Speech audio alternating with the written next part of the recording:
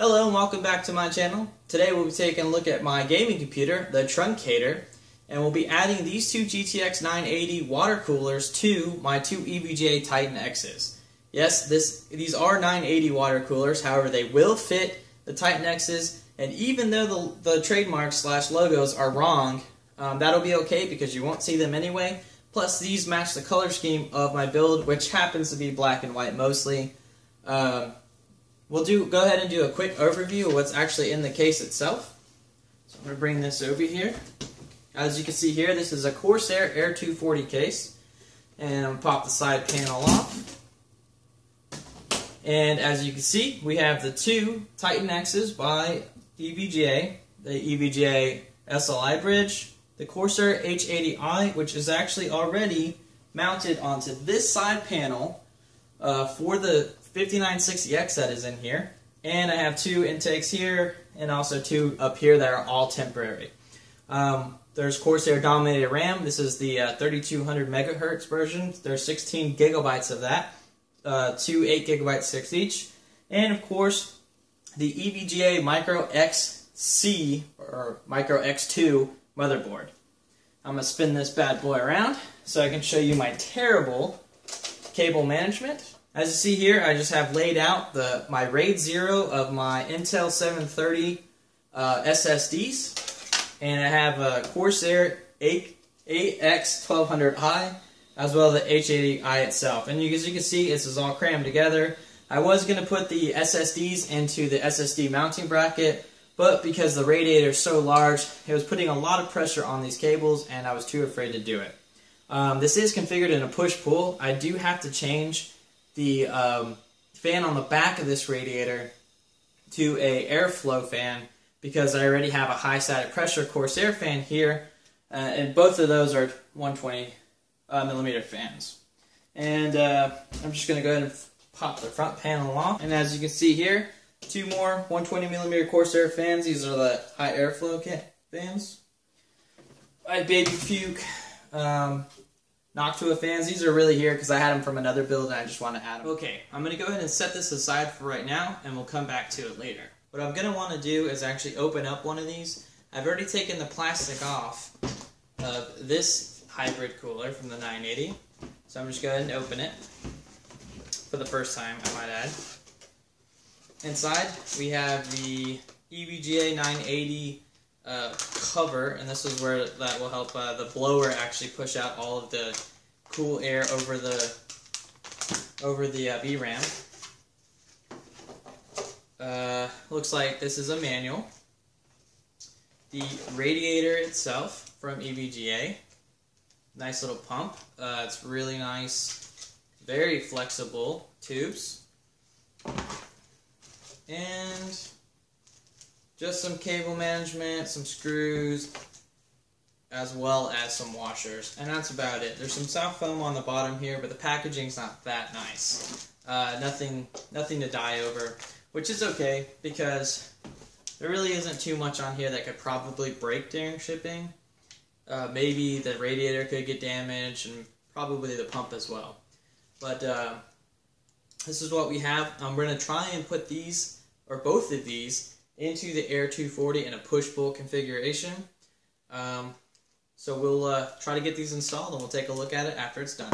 So what we're looking at here is where there used to be two cutouts for cable management with rubber grommets coming to them, and there used to be one more right up here. And I actually cut all of the steel, as you can slightly tell, away from here to feed the pump to my CPU from the H80i radiator.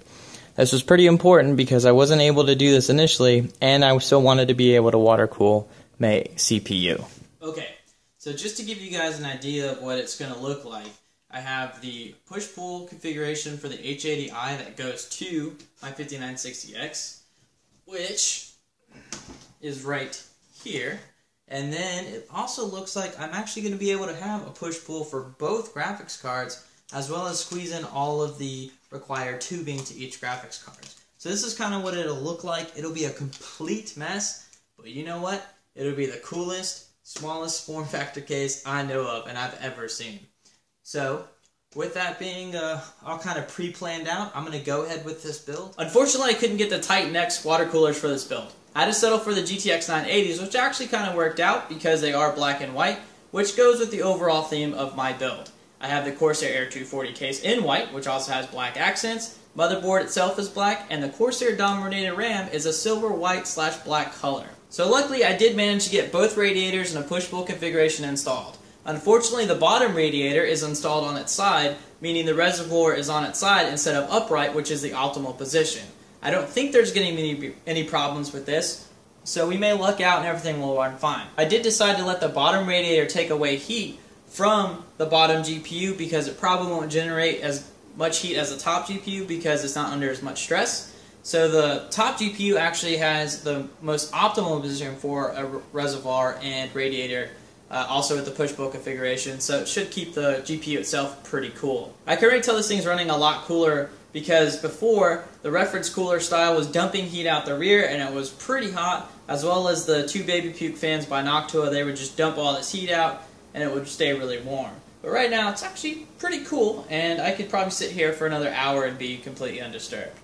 Now, what I'm going to want to do while this thing is benchmarking is take a closer look at what the build actually looks like. Now, as you can see, it does have the GeForce GTX 980 hybrid labeling for this, and these are GTX Titans, so it is a little off, and we may have to cover this up in the future with black electrical tape. I tried to do my best with cable management, but because everything is so tight, it was really hard to do. The pipes kind of look all crazy as they are going everywhere, but I think it turned out pretty well. So these pipes actually feed the bottom radiator, which you see here, and these pipes feed the top radiator for the top GPU, and these pipes, of course, go to the 5960X and then to the radiator on the back side. On the back side of the case, we have the push-pull configuration on the radiator that feeds to the 5960X on the front. And here we also have the AX1200i, which feeds the entire system power, and the system is running right now a benchmark, and the fan's not even on.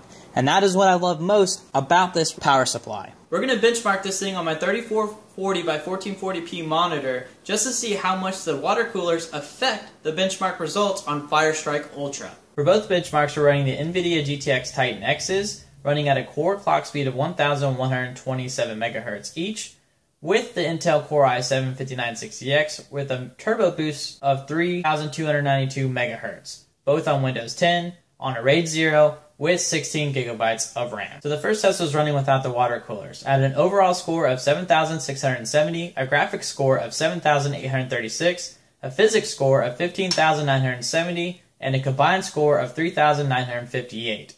For the first part of the graphics test, I got an average of 44.53 FPS. For the second graphics test, I averaged 27.59 FPS.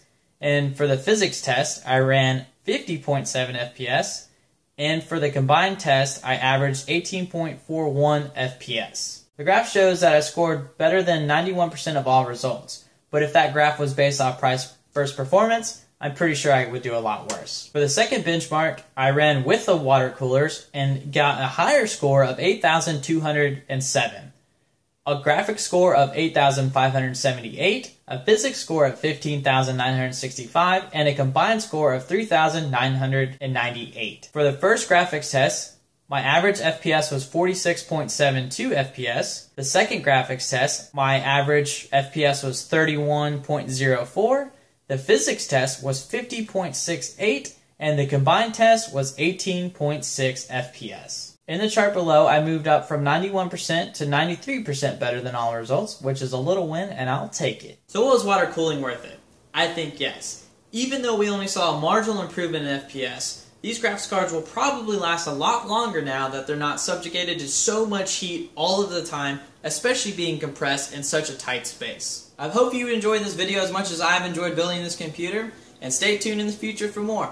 Thanks for watching.